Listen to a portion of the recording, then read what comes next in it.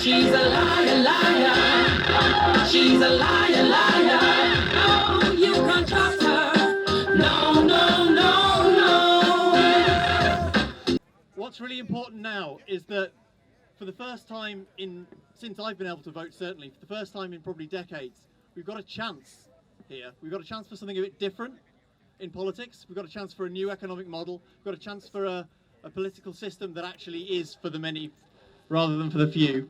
I want to talk to you all today as someone who's a student at this university, someone who's been affected by the cuts, and as a disabled person with an uncertain future. You will have heard about people like David Clapson, who died with less than £4 to his name, who died unable to afford the electricity that would keep his insulin medicine safely refrigerated, and who died with a stack of CVs next to him. You might have even heard of Stephanie Bottrell and Elaine Lowe, two women who died by suicide after being denied benefits. You might have heard about David Groves, an ex-miner who had a heart attack the night before his DWP medical. What you won't have heard as much about is the people who are still living with the effect of these cuts, people who are still surviving, still hanging on and hanging in there despite everything, and people who need your support, not just your vote, every day. Whatever happens with this election, whatever happens with our communities, we need you to stick up for us and turn up for us.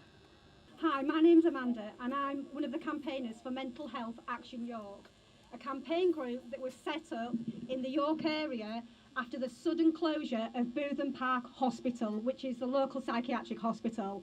It closed with just 5 days' notice. The CQC used excuses like a leaky loo and a broken window after only one fatal suicide in the building. We have seen, since that closure, many other fatalities in other mental health units and no closures. But yet 12 of my peers have died since the closure. Bootham Park Hospital was a Grade 1 listed building. It is absolutely fantastic. The original features that are still retained inside, it is not an asylum. It's a lovely, lovely grand building and feels very safe to be in when somebody's trying to recover from mental health crisis and suicidality. But yet this government want to sell that building for millions of pounds and it doesn't belong to them. It was built from the proceeds of benefactors. It still belongs to the people of York. Yet people of York are being saved. I was born in 1947, the same year as the NHS. I'm almost 70. My parents were 18 and 19 when the last war began, and they fought for freedom. My father was in Burma. My mother was an ambulance driver in this country, and she was the one that nearly died 3 times. During the war, there were small groups to fight for a better world, better housing, better education, better hospitals, better national insurance, better pensions, the world we have now, which we are risking. If the Tories get in again, it won't be the same. It'll be different. They'll sell off all our assets that are ours.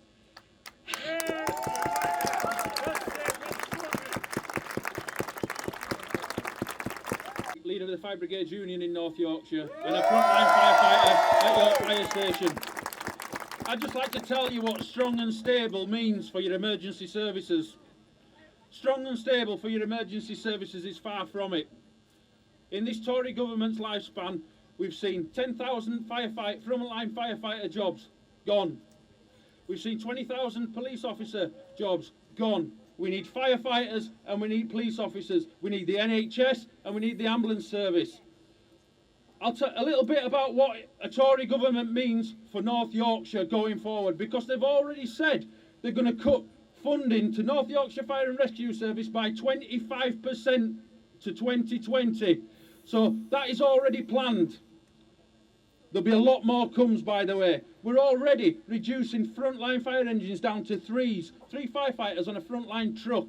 That means we can't rescue anybody from an house fire. We can't rescue anybody from a road accident until we get back up. The fire service, response times in the fire service are now worse than what there was after the Second World War. Here's a poem.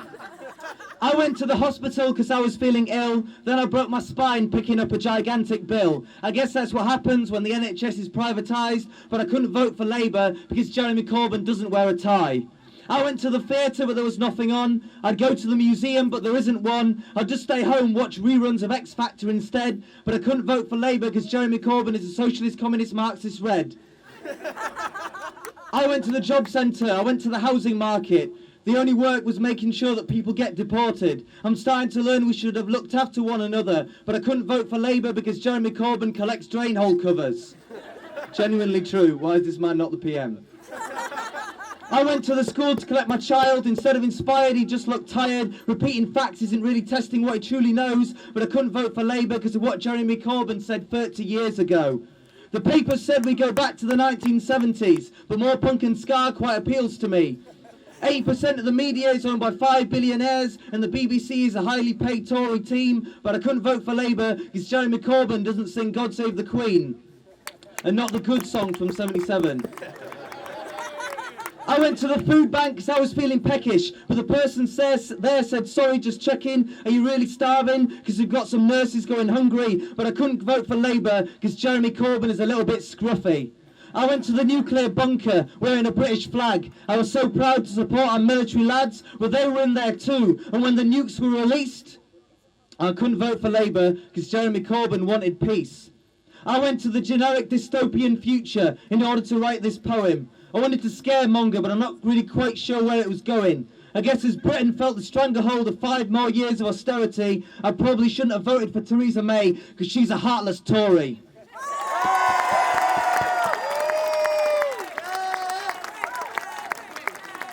She's a liar, liar. She's a liar, liar. No, you can't trust her. No, no.